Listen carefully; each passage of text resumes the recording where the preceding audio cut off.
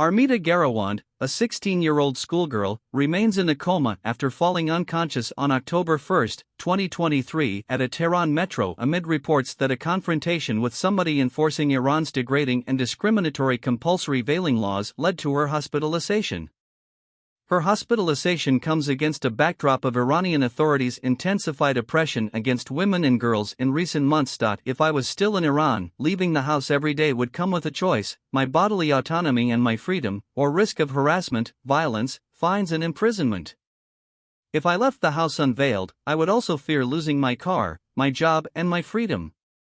It is with nothing but admiration, therefore, that I watch women and girls in Iran who continue to bravely defy Iran's compulsory veiling laws on a daily basis. They continue to do so in the face of the Iranian authorities' intensified assault on women's rights, which includes introducing harsher draconian penalties to further punish unveiling and silence dissent. Just over 1 year ago, 22-year-old Mahsa/Jina Amini died in custody days after her arrest by the so-called morality police, amid credible reports of torture.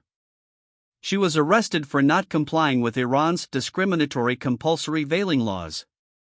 Her death sparked an unprecedented popular uprising across Iran, in which demonstrators chanted "woman/life/freedom."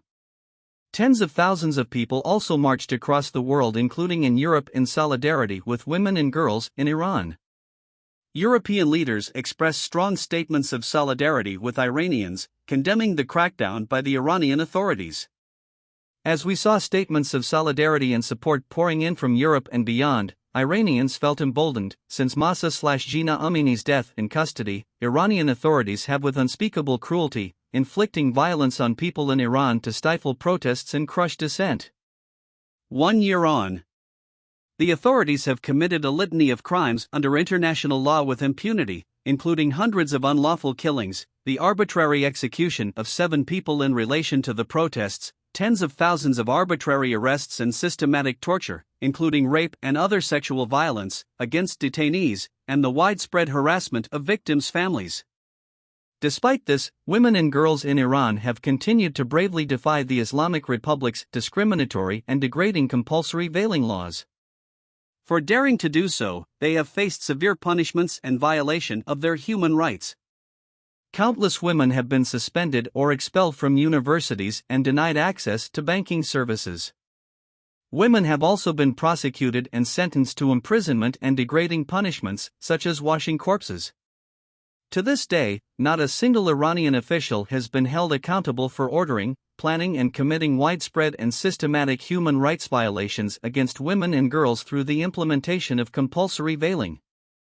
Iranian officials, emboldened by impunity, have ruthlessly crushed protests and targeted those who attempted to mark the anniversary of the uprising. I was happy to see EU leaders reaffirming their support for Iranian women and girls in the face of Iranian authorities' repression.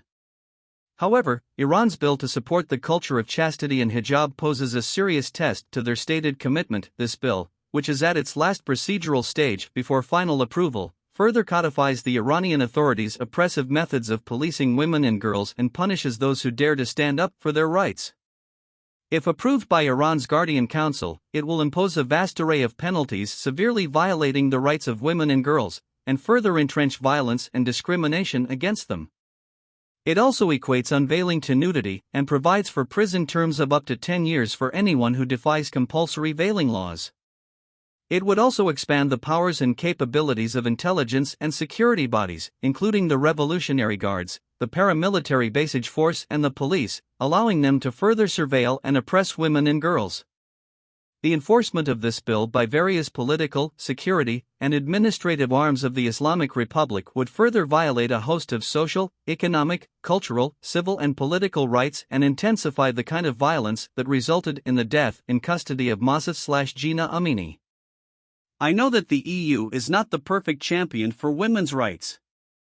In fact, some member states, such as France, are guilty of policing what women can wear.